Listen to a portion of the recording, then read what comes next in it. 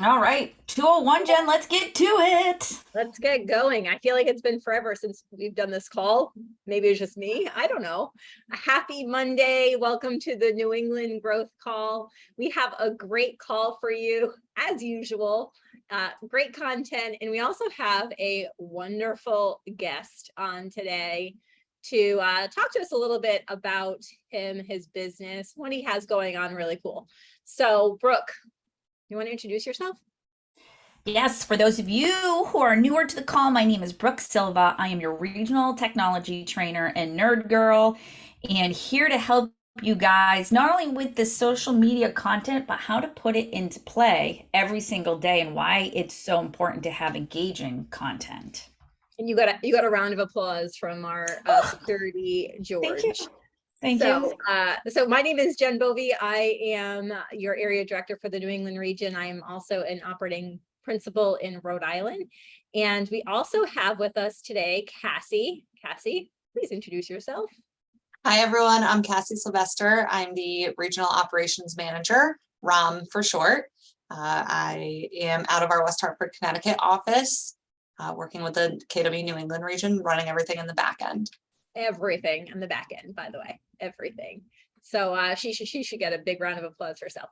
And then let's just jump right into it and welcome our guest on. And our guest is Ed. Ed, Brooke, could you highlight Ed? Ed, welcome to the New England Growth Call. Hey, everyone. Thank you for having me. I appreciate it. I'm glad you invited me. Yes. So Ed, is this your first growth call that you've been on, or have you been on any other ones? I believe I've been on a couple other ones. I haven't been on in a while, though. Well, welcome back. I'm glad to see you. The main reason we wanted to have you on was for you to highlight who you are in your business. We know you're doing some fantastic things. So if you can, maybe just let's start with, when did you get into real estate and why? That's a great question. So I've been in real estate since 2001. One of the reasons I got into real estate is that I couldn't stand the corporate world. And I like helping people. And I've always had an interest in architecture and properties. And I just thought it was so interesting, all these different buildings and houses and what goes into them and, people buying and selling them. So I was, blessed in 2001 to exit the corporate world and get into real estate. So I've been in real estate a little over 20 years now. It's been fantastic to me. I've been lucky that I've experienced all sorts of markets, and I've experienced, the fun market we're getting into now, back in 2008 and 2009 and as well. So what really got me into it was, besides getting out of the corporate world, is really helping people. So I love working with people. I love helping them, be a resource for them. And that's the way I look at things, is being a resource for both buyers and sellers. So I love that. Well, we're twins in that, where I got my license in 2001. So we both were 12 when we got licensed. So that's pretty cool. yes. So how did you find your way to Keller Williams? Well, it's interesting. So I started out at a small local firm, and I was there for 10 years or so. I worked my way up. I started on a team as a buyer agent. I ended up being the sales manager for the team. And after 10 years, I started answering some of those phone calls I would get from, Coldwell Banker, Remax, Keller Williams. And there was a very persistent team leader who kept calling me, inviting me out for coffee. And I went out for coffee with the team leader at the time of Keller Williams Cambridge. I also ended up meeting with 2 local Remax offices, and ultimately decided on moving over to Keller Williams because of the opportunity and because of the people there. At the time, I was competing with a select few local people for a lot of business. And a lot of those people were at the Keller Williams office. And I thought it was amazing that those people would welcome me with open arms. And, being that I was one of their biggest, competitors for listings. And that's one of the things that drew me in, is just really the environment of you know, people, caring is the wrong word, but people willing to work together for a common goal, which is to be successful and have have an amazing life. And that's really what drew me over to Keller Williams. Oh, I love that. And so I see you a lot at the Keller Williams events, whether they're masterminds or whatever events they are. Why do you come to so many events? So I love going to the events. I love seeing people that I know throughout the region and throughout the country as well. So part of my business is referrals, and I love networking with agents not only in New England but all across the country, and trying to be a resource for those agents if they have somebody moving to the Boston area. And in turn, I'm hoping they're a resource for me if I have a client moving to their areas as well. So it's also good to see, to talk to people and know what other people are doing in other parts of the country to be successful as well. Yeah, I agree with you. The referral network within Keller Williams is probably one of the biggest resources that I think our agents are missing out on. The agents that aren't doing it are missing out on, because not only in New England, but the masterminds that are held throughout the country have such an opportunity, and you have taken hold of that and use that as a piece of your business. Where is your business today? How does it look? So I work out of the Keller Williams Cambridge office, which is part of Keller Williams Boston Northwest. Amazing team leader, Chris Hill there. Excuse me, amazing OP Chris Hill and an amazing team leader, Rich Kim there. Most of my business is really in the greater Boston area. I cut my teeth in Cambridge and Somerville, but cover extensively anything within 128. Including Boston proper as well. And we work with buyers and sellers. We don't go to the South Shore or too far west of 128 either. If we have any referral partners on here, South Shore or 128, reach out, right? Do you have any yet? Yeah, absolutely. I have some, but I'm always looking for amazing agents. All right. Well, you got about 55 of them on here today that could probably use some help. Right. That's fantastic. All right. So Ed, give us a little nugget on how are you so successful? Like, what can you share with everybody that has been consistent in your world to make you a successful real estate agent? Whenever I meet with a potential new client, a buyer or seller, I explain to them that I don't take the used car salesperson approach to real estate. I don't look at real estate as being transactional. I look at it as more of a relationship. And in most instances, that relationship lasts well beyond the transaction. I've had folks that have bought and sold, 5 or 6 homes with me. And, I let them know that I'm going to be there if they need anything, and to reach out to me to be a resource. If you need, anything from a plumber, an electrician, or a financial planner or an attorney, I'm there to help you out and give you, a recommendation that's been vetted by me and other clients as well. So I love that. I don't know if you were at, I think it was Mega Camp, Troy Williams, who's in our region. He's up in York, Maine, I believe it is. He said he's the Google for his area. That's what it sounds like you are for your clientele. You are the Google. If they need anything, they call Ed instead of Google.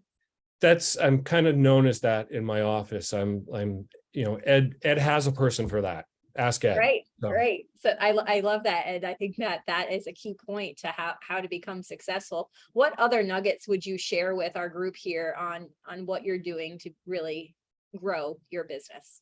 I always come from contribution, whether it be with an agent or with clients. I always look to offer them something first before asking for business. And I think that people really appreciate that. They appreciate everything from, making that phone call to check in on them, to see how they're doing, to, being there and sending them that email or that card or that video on their anniversary or birthday date. So it's always, it's just about being genuine and being that resource for your clients and your referral partners out there.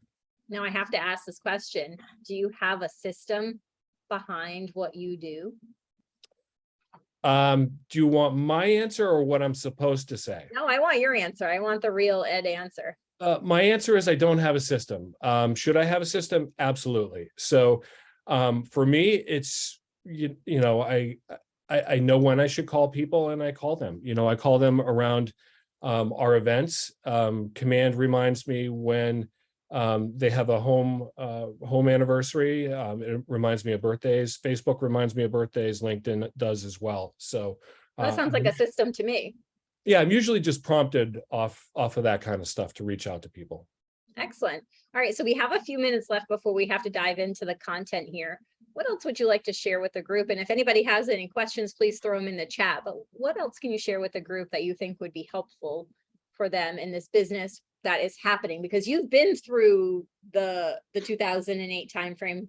We remember that. It's like it's raw still. We're going through it again or starting to. What can you give as advice to our group here today?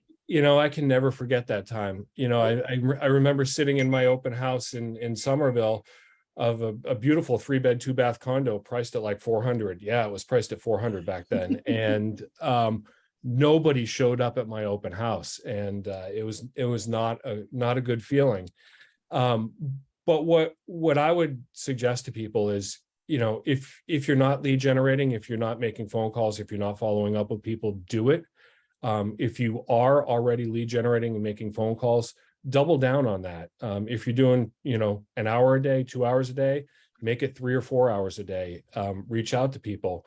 I remember back at the beginning in the start of, the pandemic.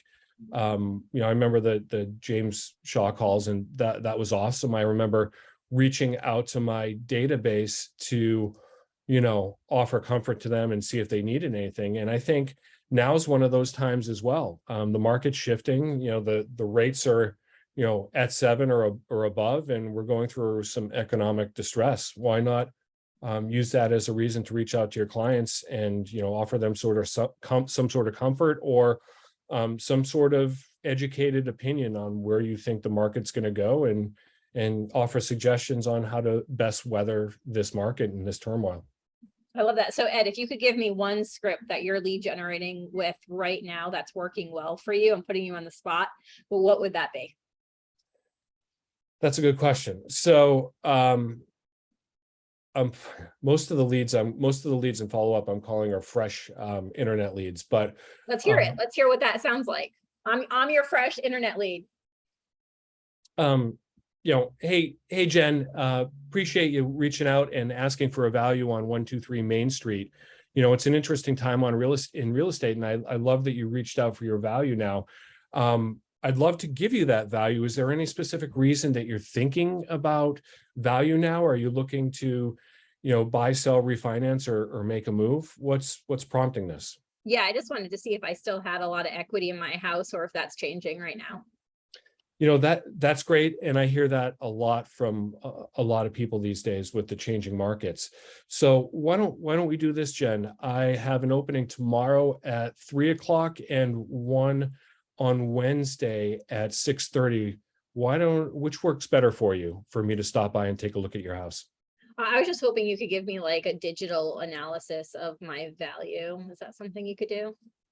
I could certainly give you a digital analysis of your value. However, it's not going to be extremely accurate. I could certainly look at comps and look at your house based on what's online. But the way I'm able to really pinpoint that value is by taking a quick, 5 or 10 minute walk through your house and seeing what your house looks like, what you've done to the house. And then based off that, I can give you a really precise value, and you can make an educated opinion about any financial decisions you want to make with your house. So is tomorrow at 3 good, or how about 6:30 on Wednesday? I think Wednesday at 6:30 is better. That sounds good. I'll send you a quick email, and I look forward to meeting you on Wednesday, Jen. All right, thanks, Ed. Now I was a little hard on you, but then I turned it. So great job. All right. Any questions for Ed before we turn it over to our content portion of our call? Ed, great job today, by the way. Oh, thanks for having me. Thank you. Don't go anywhere yet. Any questions before we hop over to content?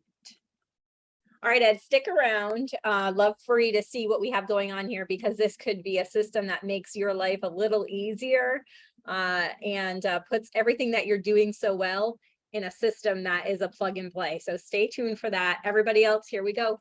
Brooke, come back on with me. I'm coming, here I come.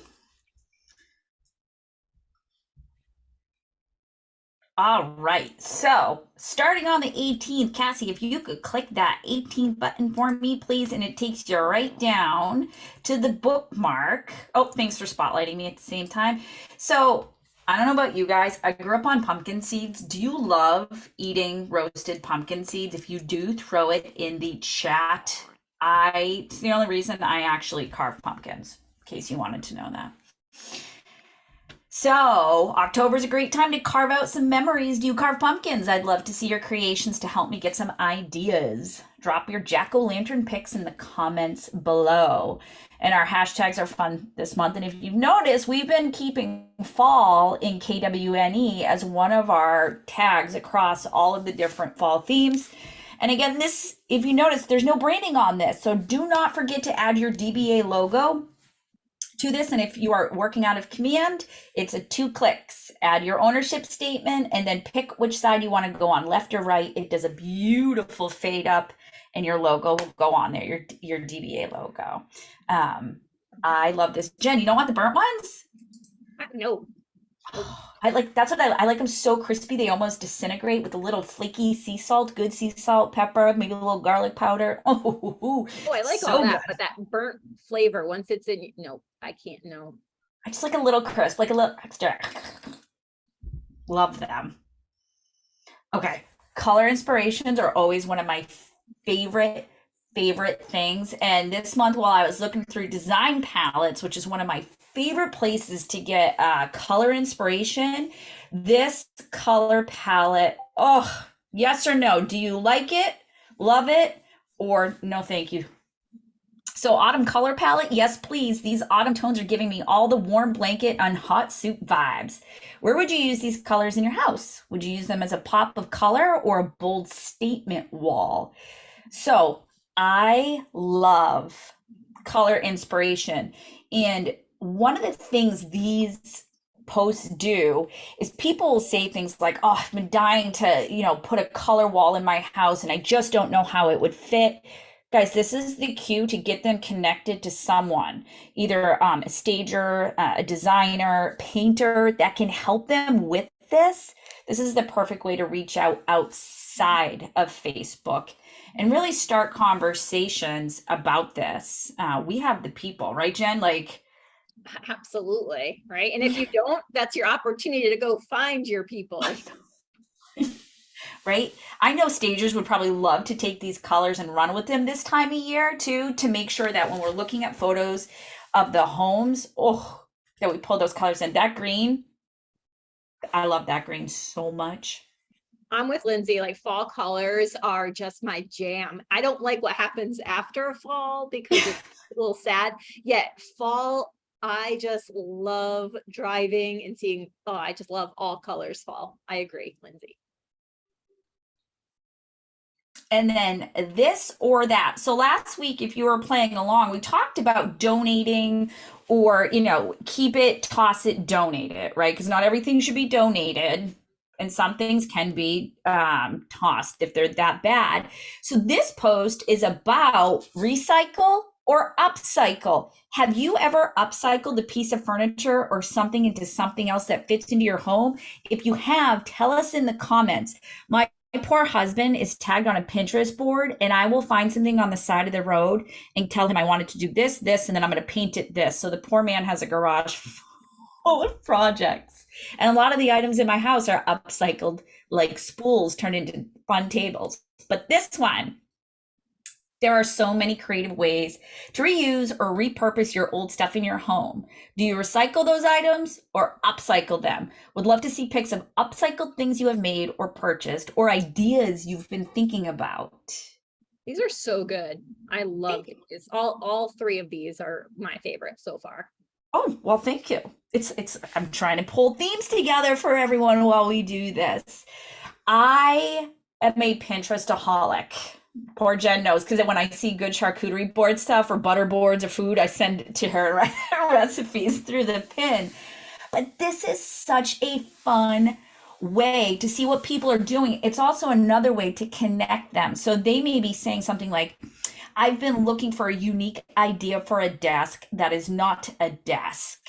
And if you have someone in your life that does this, what a great way to connect them or even show them ideas on what you were looking at. Spools seem to be one of the hot items again. Spools are coming back in where you're taking spools and you're creating, that's how you create poles with your string lights on them. And then they turn into extra tables or seating outdoors. They're wonderful. I've turned old ladders into blanket things, all kinds of stuff. So those are your posts for this week. Do not forget to engage. Jen, do you remember how many words they have to say in a comment back? 5 or more. 5 or more. High fives. You're giving the post a high five.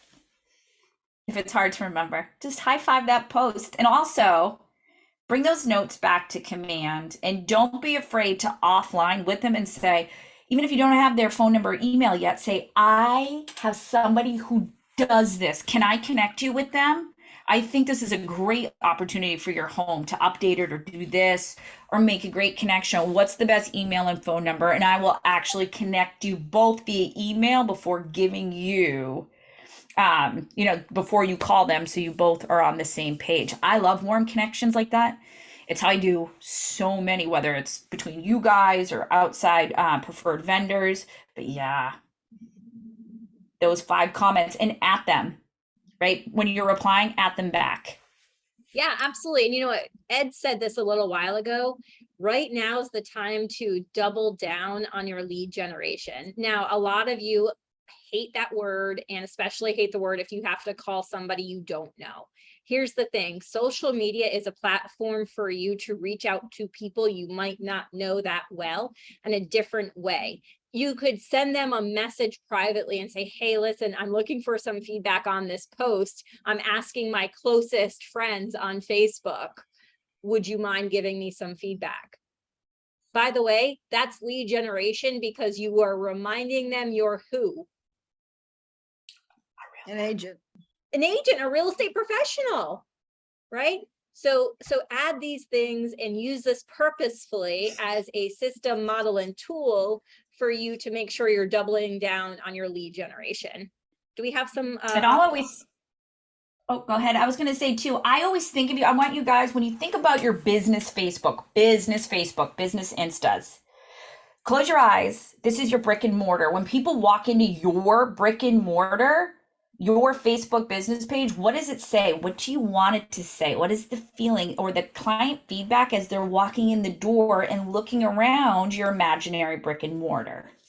So we do have some ahas, business building conversations. That's what these are. Hi, Tiffany. Yes, and I love that Kevin said, if you don't love to lead generate, come to terms with lead generation because that's your business and it depends on it. And here's the thing, lead generation does not have to be scary. Mm-mm. It's the way that you lead generate that is going to continue to grow your business. If you try to lead generate the way that you don't like to, and you keep doing it and doing it and doing it, what ends up happening, or you do it and then you hit that wall, you're not going to do it again. Find the lead generation platforms that work for you and your business and really dive in. What it sounds like to me is Ed really dives into his referrals and his past clients. And that's what he's really, really good at. So that's what he dives into every time. And he makes sure that he calls for the birthdays, the anniversaries, all of it. Are you? And when you know something about them, even if it's from a Facebook comment that you've brought back, it is never a cold call because you have something to start the conversation with. Right? These are lead gen is relationship building. If you need to put a softer term on it, that's all it is. It's two-way relationship building. So in this shift, lead gen tactics that we've had in the past may not work now. And we do have to swoop in and do a larger net to see what's going to work for your business. Start with building a Facebook brick and mortar that people want to be a part of and a community where they feel valued and that we're not just selling them. Yeah, they don't want to always just see that you sold a house or that you just listed a house. Put this content, put real content in there that they could relate with. So that way, when you do have a conversation with them, it's a relatable conversation and you're building it. Love all that. Okay, so we have about 4 minutes left. We do have a giveaway as always. Before we get to that, I absolutely have to remind you about tomorrow. All right, let's see who knows in the chat. Who knows what's happening from 2 to 3 o'clock tomorrow here on Zoom? Who knows? Awesome things. Yes, David. Always, What David. else? We need to do I was gonna say, better. Karina raised her hand. She knows what's going on. She's one of our like true loyal followers over there. Noah She is shows the up to first all in of the our stuff. chat. The One Thing series continues tomorrow from 2 to 3 o'clock. Join us because you know what? The one thing follows along with the shift. And we're really going to be making sure that those tactics are set in your business. So please join us tomorrow from 2 to 3 o'clock. It'll be Tiffany and I. Brooke, I hear you're not going to be on with us, which is kind of sad. But I'm so sad. I gotta tell you, it was like the one time I had a big appointment that's coming up, and I was like, no, can it be any other time? But no, and then don't forget, guys, stay on with me today because don't forget we have Tech That Matters in Your Business from 2:30 to 3, and we're gonna go over forced registration on websites and apps. So you do not want to miss today because this is something agents begged for and is finally in place with consumer. All right, we have a giveaway, and today we are giving away a book. One of my favorite books. We had this author come in live to Rhode Island with about 500 of our closest friends on March 11th, 2020. And then shut down. They shut down the entire universe. So anyway, the book is called Profit First. How many of you on this call know about Profit First, read Profit First, and like Profit First? See a couple of hands. I have about 5 boxes in my screen. So it is a phenomenal book. If you get this and you already have it, it's a phenomenal book to gift to a client, to somebody in your family. It is a wonderful book. Read it and live it. I promise you, you'll love it. Okay. David is itching for the number. So Cassie, what do we got? All right. I missed a rolling ball cage. Our winner today goes out to somebody from our Chestnut Hill office, Ooh. Alex Santiago. Alex, are you on? What a great name. Come on Ooh, off mute if you're here. Thank you very much. Congratulations, Alex. Look at that. Nice bookshelf there. You're going to add a book to that bookshelf behind Is you. that why I won? No, I would love to say yes, but no, it's a random drawing of everybody that's on the call. All right. Well, thank you for choosing me. Thanks for being on, Alex, and hopefully you come on again with us and see us tomorrow for the One Thing series. That's it for us today, but stay on for Brooke for your tech talk. And anything else, Cassie, Brooke? Alex, I'll be in touch to get you your book. That's all I've got. Resources are in the chat. All right. All right, don't forget, stay on.